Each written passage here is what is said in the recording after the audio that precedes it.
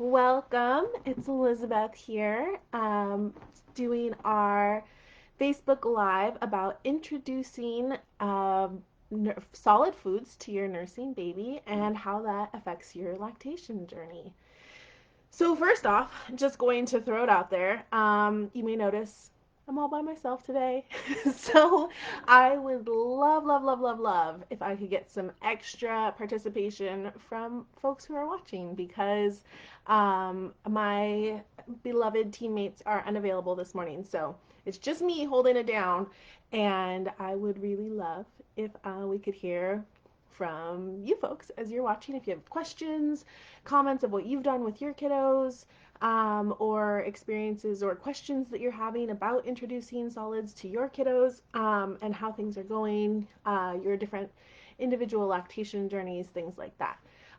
So that'd be super great because usually part of the fun is that we get to have the bouncing back and forth, the different ideas that the three of us represent. And so it's, with it just being me, I'm going to ask for you to be participating and be bringing a lot of liveliness to this. So, welcome. I'm Elizabeth. I'm from the Open Arms Lactation Support Peer Counseling Team, and I'm going to be talking today about all the different things that go into introducing solid food into the lactation journey. We thought that this would be a good time to do this because, we have various different somewhat food-oriented holidays coming up, and families may or may not participate in them. But, if we think about it, all of these babies, even if you have a newborn right now, these issues are going to come up at some point. So this is super relevant to basically everyone, right? So I'm just going to kind of go over a couple different things. So first of all, as always, I always joke that basically you will never get a straight answer from me about anything, right? Like, because I super believe in that every family figures out the best way for their family, for their kiddos, and for your individual needs. And you, as the parent of that child, is going to be the expert on them and know what is right for them. So I can just give you the information that I have available to me, and I'm happy to share my experiences and things I've learned along the way. So, first, I guess I'll just start with a little bit of a personal story, and going to be super real. So, one of the things I try not to be as a parent is smug. However, I was very smug about my food introduction methods for quite a while. If you don't know, me, I was a professional chef for almost 10 years before I had my daughter.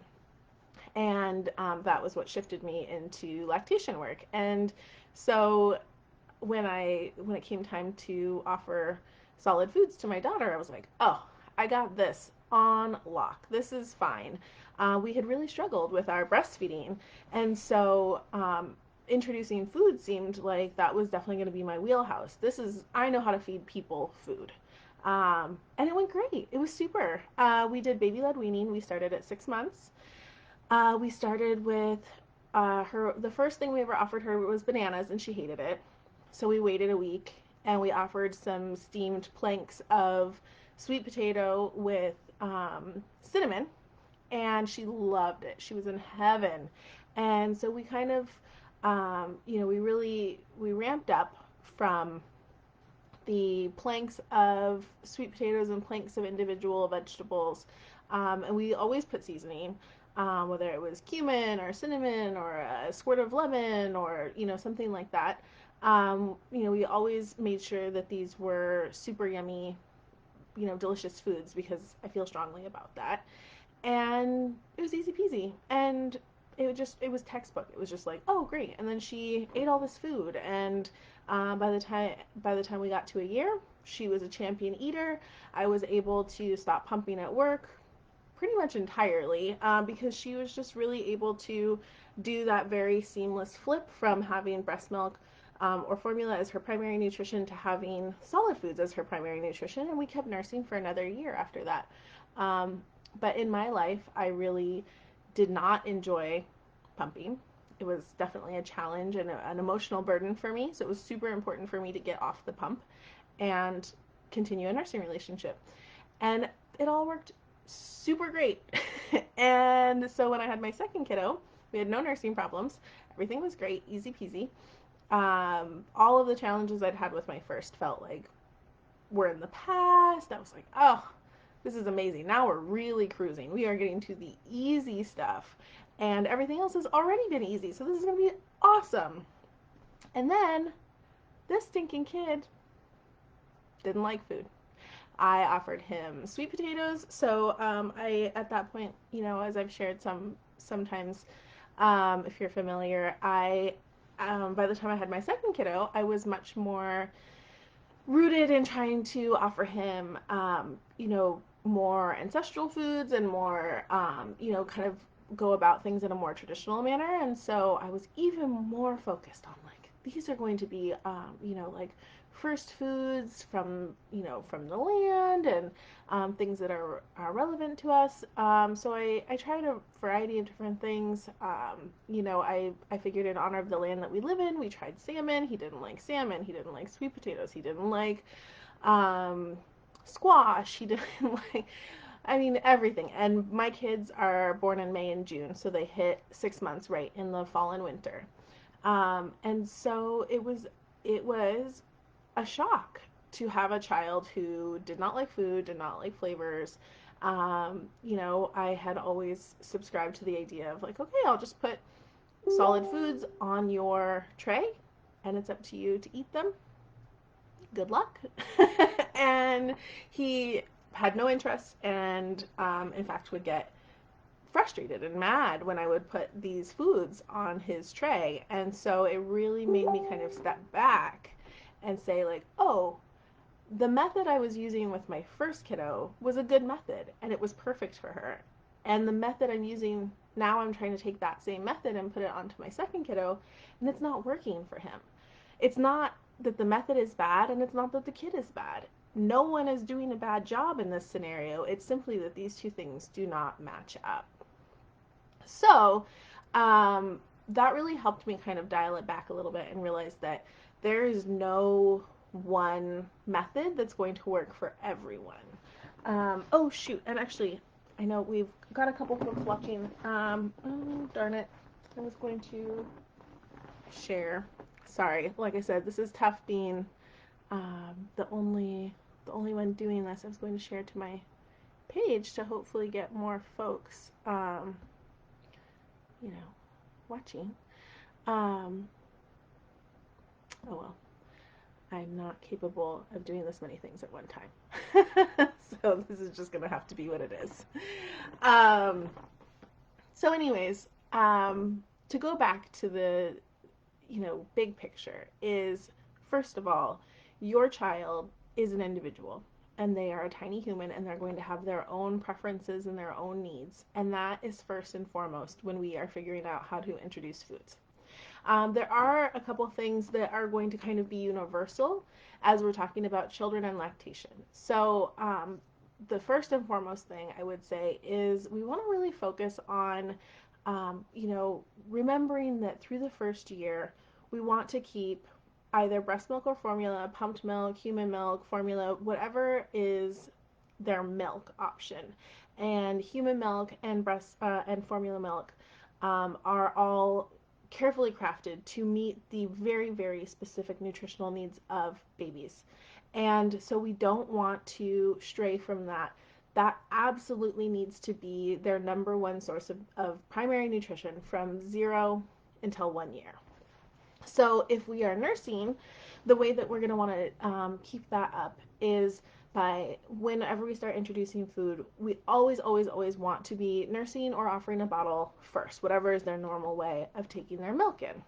So we want them to get full on their milk first, or at least take whatever is comfortable for them in that time period, and then we can offer food. And in the beginning, really, really try not to pressure yourself too much because they're learning, right? Like, remember how hard it was in the beginning of nursing or pumping or even bottle feeding. These are tiny, tiny creatures, fresh humans who are learning new skills. And so, in the beginning, it's really just about them exploring. I will say that I don't fall in the camp, and this is super controversial. Sorry. I don't know. I'm going to lose all sorts of people um, who are like, oh gosh, you know what you're talking about. I know it's very, very popular to say food before one is just for fun. And I kind of take issue with that. I don't love it because I think that it really invalidates how important um, that exploration is. It's not just for fun. So one of the things we talk about a lot is that play is the work of kids. And that is something that I hold very dear and very important. And so play is important. Exploration is important. It's not a just anything. So it's not just for fun in that it's meaningless or worthless. It is fun. It's exploration. If they don't eat a bite, it's fine, but it's not just anything. That's a huge and very valuable skill that they're learning. So I would just encourage everyone to recognize that as we're starting this, it's not that right off the bat we're expecting them to be taking any amount of nutritional or caloric intake. That is not the primary goal. The primary goal is for them to learn and enjoy foods and for them to develop a relationship with these foods so that as they get bigger and stronger and they figure these skills out and they get closer to a year, we want this to be like a really easy transition of, okay, so breast milk has been number one. This is, or formula, their milk product has been their number one food source. It's been all of their nutrition. And what's going to happen is sorry, it's hard with this camera. Uh, so, when you are initiating the lactation relationship, you guys move up together. The baby's need increases, the milk supply increases, and those things are happening together on the same curve, hopefully. Sometimes we have some problems or, things are kind of getting worked out. We may have to, do some supplementation or maybe we're combo feeding. But in general, the milk being provided and the baby's appetite and needs are going up on the same curve. And then what happens is that kind of levels off, as does the milk supply. So around 6 months, we'll start seeing the appetite and the milk supply really sort of level off. And we'll start, when we have a fresh baby, first, they may be drinking an ounce and then 2 ounces and then 3 ounces, and it kind of like increases, and their total amount of milk that they intake through the day increases. When they're born, it may be 10 ounces, and then as they get a little bit bigger, it's 12 and 18. And most kiddos who are on exclusively human milk are going to top off around 32 ounces a day. That's just kind of seems to be where they kind of plateau at. Different people's bodies make different amounts of milk. So some people may pump, 40, 60, 100 ounces a day, and that baby still is likely going to be topping off somewhere between 30 and 34, 36 ounces in a day. And that just kind of seems to be the sweet spot. And then what's going to happen is they're learning and they're exploring how to manage these solid foods. And incrementally, as they are needing more, they're going to start figuring it out. And their body is going to be the one who kind of dictates this and drives how this is happening. So it's really, we want to make sure that it's just like when they're born, right? They don't pop out and we're like, oh my gosh, you gotta eat 32 ounces of milk a day, right? That's too hard. They wouldn't know how to do that. Our bodies wouldn't be ready for it. Too much. And food is the same way. So it's going to start with, incrementally. It's going to start with, what is food? What am I putting in my mouth? Am I just chewing on it because I love chewing? Chewing's super fun. And then like, wait, I swallow this? This feels funny in my tummy. Okay, it's all right. I didn't die. Because again, one of my big things is remembering that babies are absolutely creatures of survival. They have this really innate wisdom.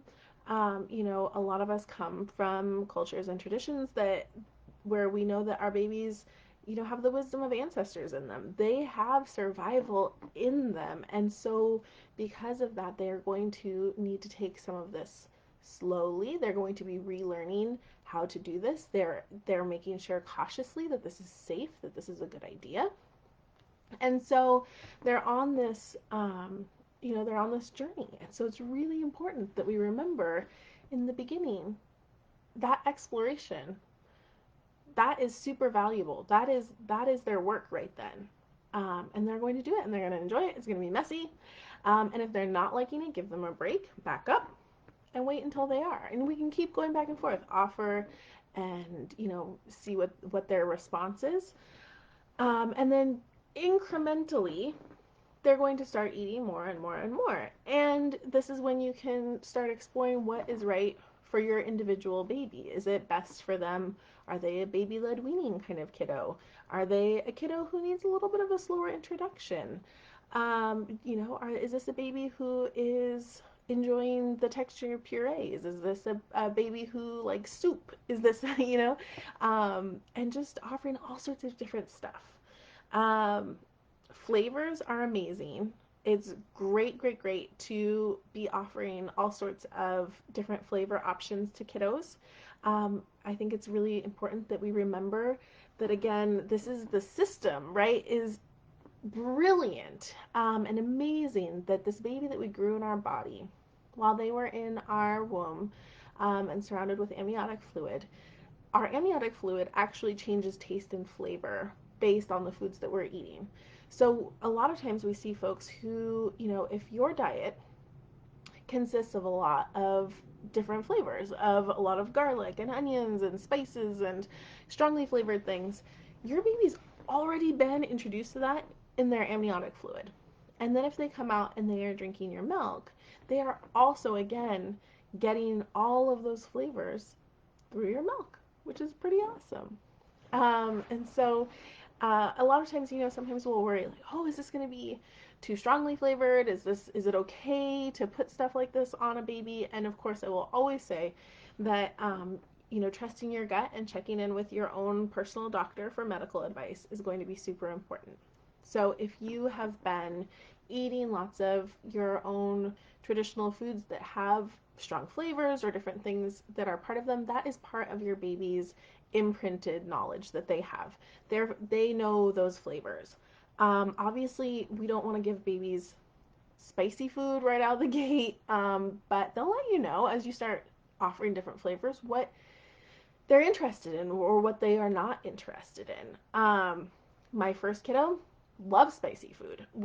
She was eating spicy food by the time she was just barely a year, because it was like incremental, right?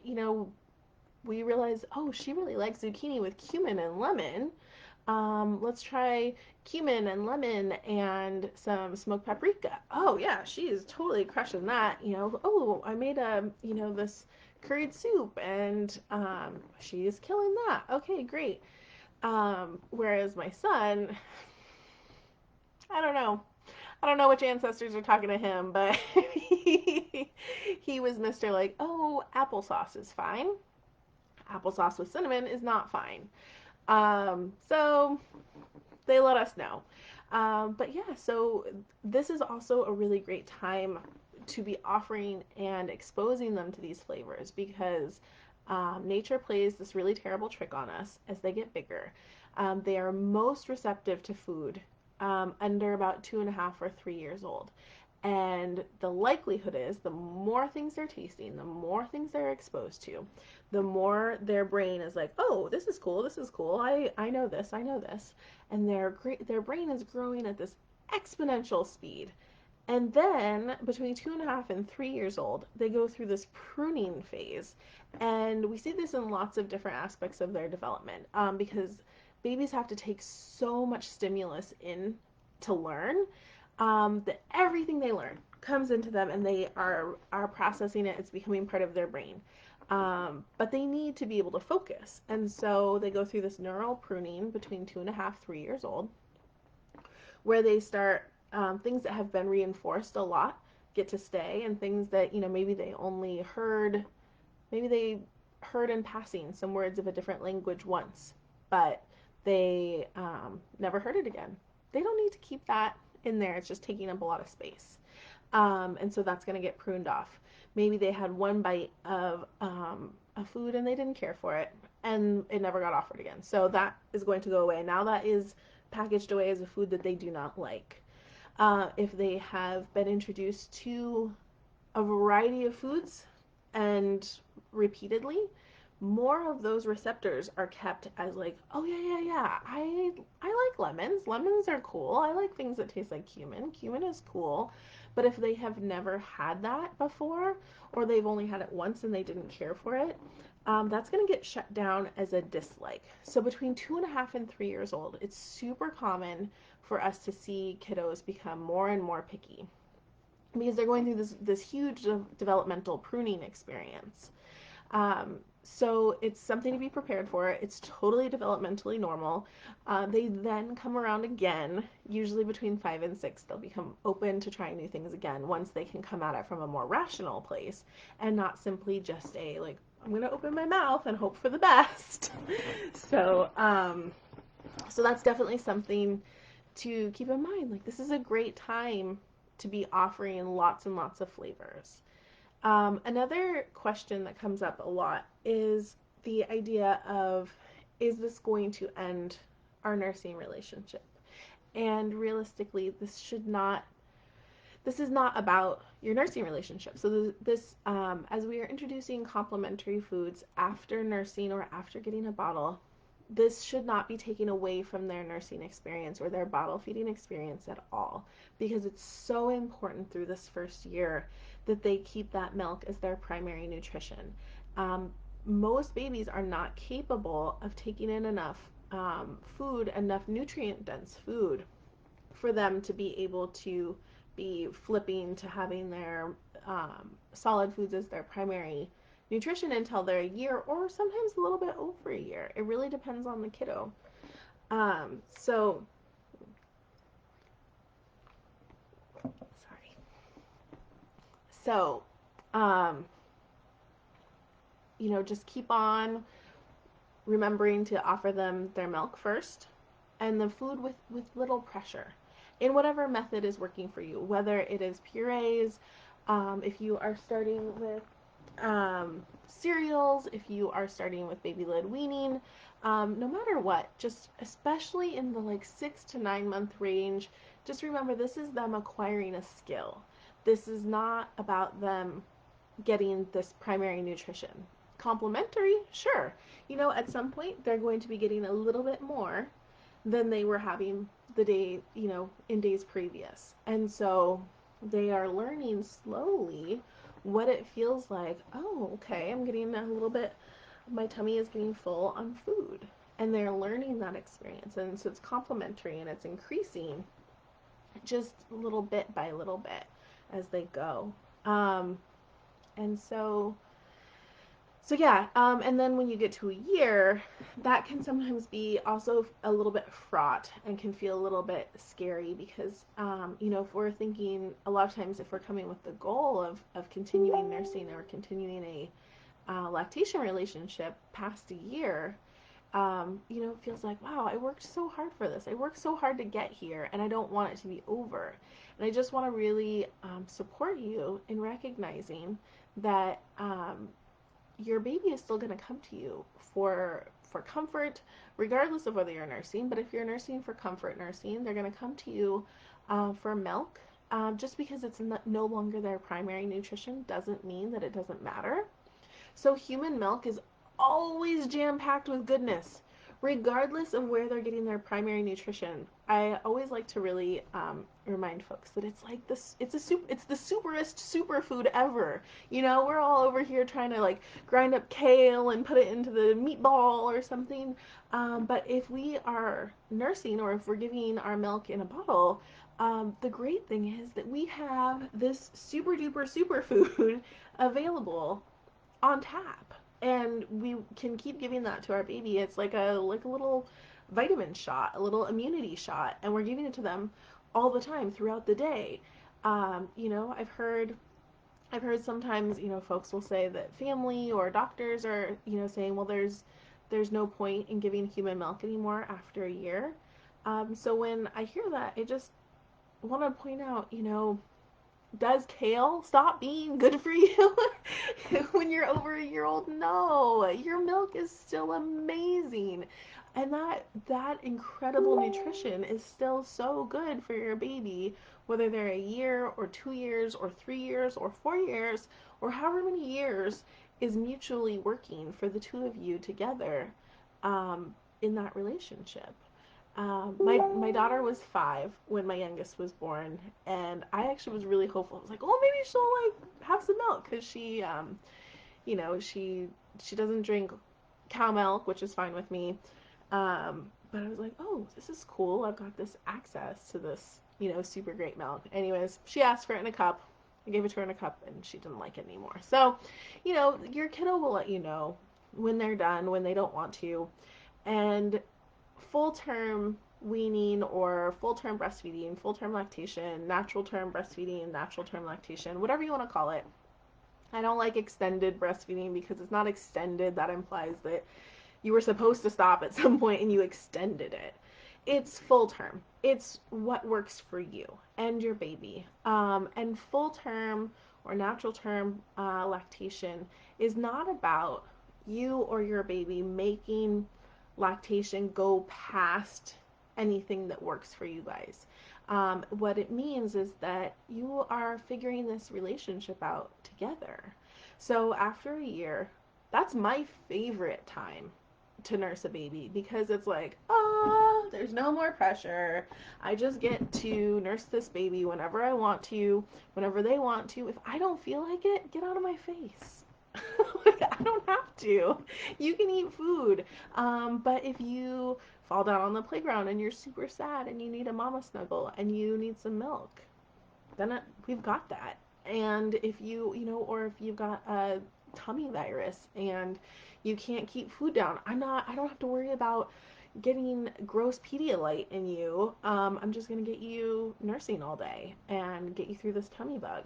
So, yes, the likelihood is that after a year, when you switch and now you're going to be offering solid foods first and then nursing or offering your bottle afterwards. Well, and then that's kind of a whole other thing. You don't have to offer a bottle. If you're bottle feeding, you don't have to offer a bottle after feeding. And I think most dentists recommend you stop with the bottles around a year. Of course, it's not hard and fast. There's nothing switch uh, switches dramatically 366 days. Like everything is done. But just, it's the time you want to start kind of weaning down off of that. But whether you're offering milk in a cup or you're nursing or, however is working for you, um, you will likely start seeing that relationship start to change and to gradually, feeds are going to start reducing and the amount of milk you're making may start reducing as well. But that doesn't mean that anything's wrong. It doesn't mean that that's bad. It's just exactly part of how this journey works. And some kiddos are still going to be around the clock. They're still going to want their milk. Um, on a super frequent basis. Some kiddos are really attached to comfort nursing. Some kiddos are still going to take really intense feeds from their nursing parent.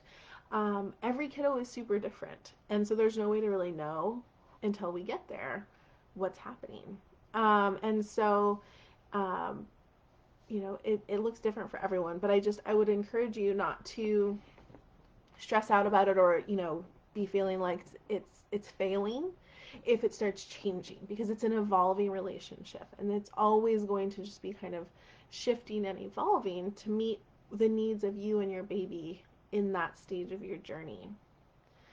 Um, so, hold on one quick second. There it is. I'm not sure if I am seeing comments, so I'm just going to um, make sure here.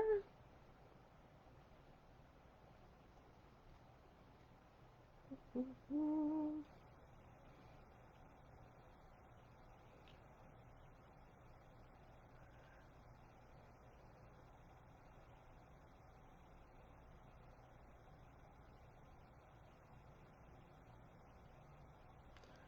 Okay.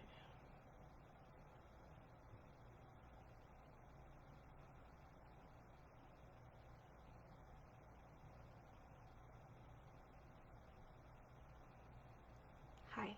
Okay. Well, I was trying to do this. I guess this is not working.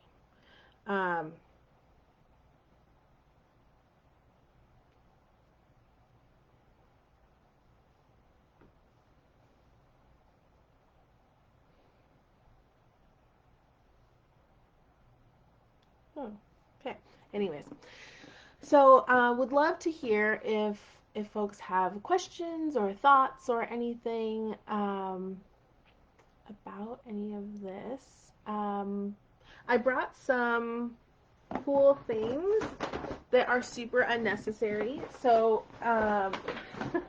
truly, anytime when you're introducing foods, again, I just want to really support you to be doing it in the way that works best for you and your family. And that doesn't have to include a lot of gadgets or anything. A lot of times we hear, maybe from society, from mainstream culture, that we need to have like the super fancy baby food blender, we have to have a gadget for this, a gadget for that, and I can tell you, hardcore, you don't need a gadget unless you want a gadget, okay? You can super introduce solids just like cook foods for your family and offer your baby foods. That's 100% doable.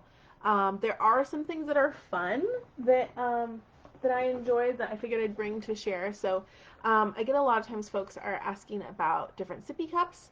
My second kiddo was super resistant to bottles and did not like cups. He just liked to throw the water. So when you are introducing solids to your kiddo, that's when you're going to want to introduce water as well. We want to just have, an ounce or two of water throughout the day while they're eating solids. Solids can be very constipating.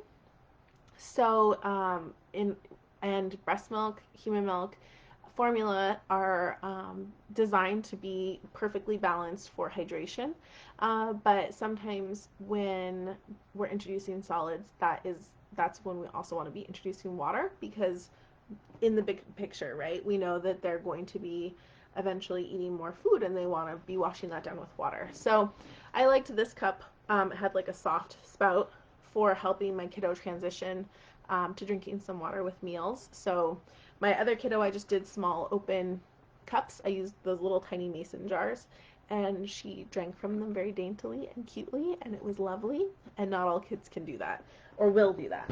So um, I I also really like these little paddle things. Um, it was much easier for my kiddos to manage than a spoon. And so they can like dip it if you are doing like a puree or you're doing like mashed potatoes or steamed sweet potato. They can start practice using a utensil without using, so they're not just using their fingers. Um,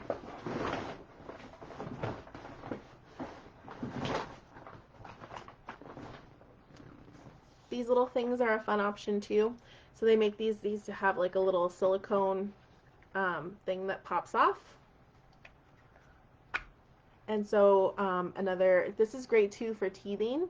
If you make like a little frozen puree and you put it in here, you could mix breast milk, you can mix formula, mix it in with some food and you put it in here.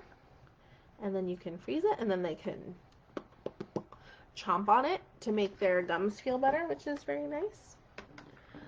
Um, all right. Well, that's kind of the basics. Um, big important facts that if the only things really you want to be super careful about is you don't want to introduce honey to babies under a year old, and we want to be careful about their sodium intake as well. So um, I feed my babies straight from the table. So I try to use minimal salt, and I don't offer my babies, like processed or prepared foods as much as possible.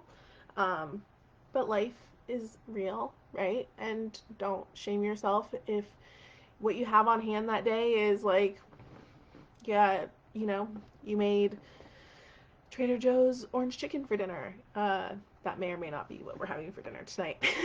And that's what your babies eat. Especially as they get bigger, their systems become more robust and they're able to handle things. In the beginning, we want to be very careful about that salt sodium intake. And we do want to be careful about honey until age 1. Um, but other than that, babies really, we want them to eat the foods that you're eating, and figure out what works for you and how to share these beautiful experiences that you're having, with your wonderful babies. So, anyways, I have no idea if I managed to, if I just missed chats or whatever. So, I'll go back and I'll be keeping an eye on things and answering questions. If you have them, put them in the chat. You're also always welcome to email us, lactation at openarmsps.org. You can there's a comment. I did it. um, so Gabriella says, thank you for sharing this information. Is there any way babies can overfeed when eating solids? How can we tell when they're ready to stop bottle feeding? Oh, that's a great question. Thank you for asking that. Okay, so one of the most amazing things and things I love the best about babies learning to eat at the breast or at the chest is that it's a system that really helps them learn how to regulate their satiation. And so because they have to work to get the milk, and so it takes them an amount of time where they are making active decisions to be part of the feeding process. And it's also why it's really important that we are using those same skills when we're bottle feeding. And then we take that same idea into offering solids. And so I don't know if you saw, I posted, I think last week, a little infographic about bottle feeding. And so I would say it's really important, we want to take those same skills and that same methodology into feeding solids. So just like we offer the breast, we offer the chest, and baby may say, nah, get out of here. We want to be looking for that on the bottle too. I feel like sometimes when we're feeding a bottle, less we're less likely to listen to that. We think, okay, no, you have to drink this whole bottle.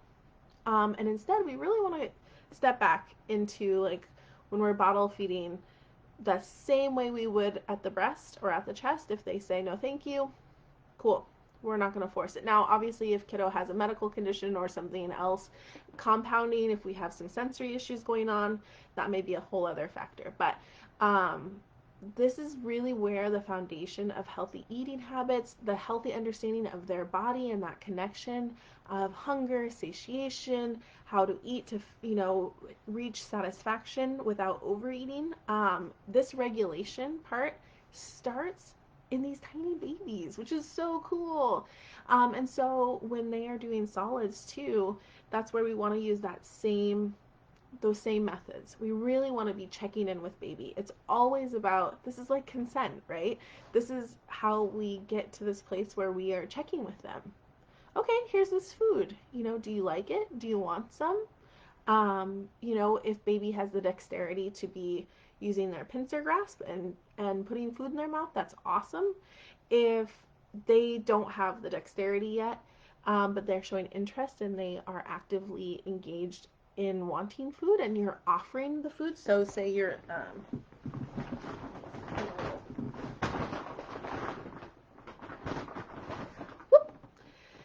so you're offering the food instead of just like scoop and go and scoop and go. If we're every time we're scoop and offering, ooh, you see this? How is that? Do you like it? Waiting for a big enthusiastic, ah, they're participating just like when we're bottle feeding, just like when we're body feeding, and that they are really actively providing that consent and that enthusiasm for the process. We want to be giving them time to be processing this experience instead of rushing through it. And again, recognizing that this is learning a skill. So, we just want to take it slow and steady and be listening to their body signals, and that will help us make sure that we're feeding them exactly the right amount, not too much, not too little. They'll show us. They tell us if they're being overfed. We're gonna see things like they're going to clamp their little lips together. They're going to start turning their head. They're going to, maybe be disengaged or looking elsewhere. They're going to be, not involved. And if they are not actively, enthusiastically participating, that's totally fine. They're done. When they get to the place where they are experiencing that hunger and they are wanting that food, they're going to be active and engaged in it. And it's hard, right? It's really hard to recognize that because we think, there's so much pressure and we feel it as parents. We're like, oh, I have to make sure my kid's eating enough. I have to, I'm responsible for this. And we are, but they are also wise little creatures who know their bodies. And as they get bigger, we're going to see them making some weird choices that maybe we don't love. There's some good books that you can find usually at most libraries or online. There's really great Instagram accounts you can follow. So I really love Ellen Satter. And I'll put it in the chat afterwards. So Ellen Satter has some really great books about the division of labor and feeding. It's our job as parents to provide food, and it's the kids' job to decide how much to eat of it. And kids sometimes will make choices that we're like, is that good? Is that okay? My 2-year-old ate 4 pretzels with peanut butter for dinner last night, and I of course was up all night worrying. And trying to take my own advice. He was fine. He woke up this morning and had 2 whole grain waffles with peanut butter and 3 sausages and 2 clementines for breakfast. He eats just fine now. He just didn't want to have dinner, and that's okay. And the greatest gift we can give these kids is the autonomy of their body and the autonomy of their own hunger cues.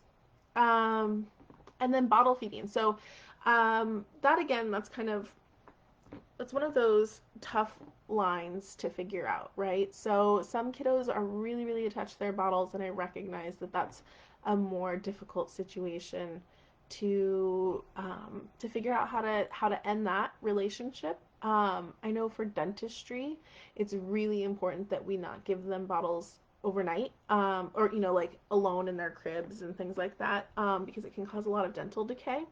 So we don't want to be giving kids their bottles in their bed while they're sleeping, things like that. We want to clean the mouth after they've had their bottle.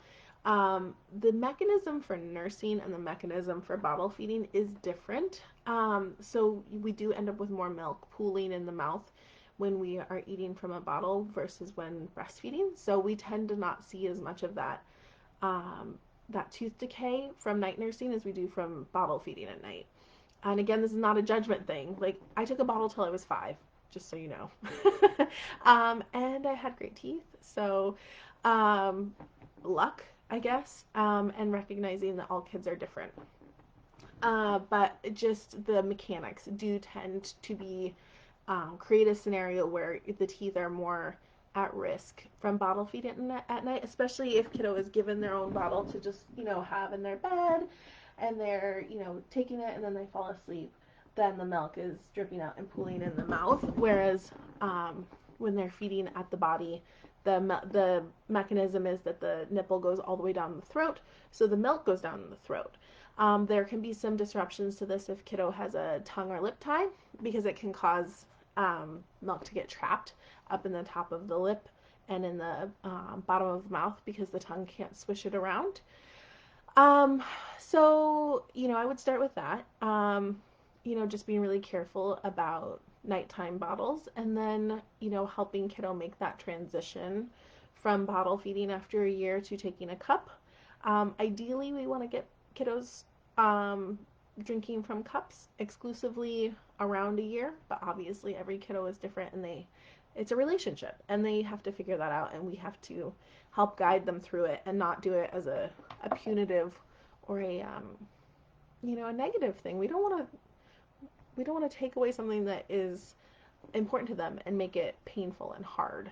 So we can guide them through that without it being like a punishment. Thank you for that question, Gabriella. That was a great question. I hope that answered what you were looking for. All right. Give you like a moment. Any other questions? So I will definitely be checking back. I watch the Facebook page anyways, so if you're having questions or anything like that and you're wanting to ask, you're welcome. You're always welcome to ask on the page. Send us a message, send us an email, lactation@openarmsps.org. I'm also going to be hosting drop-in prenatal education classes specifically geared for our BIPOC focus communities, so Black and Indigenous people of color, Pacific Islander families. For those of us from those communities, that's our goal. But anyone's welcome to drop in, and those are going to be on Tuesday mornings at 10 a.m. And I am cross posting this, I hope, on the Journey Midwife Services page. So you can also find me for prenatal education through Journey Midwife Services.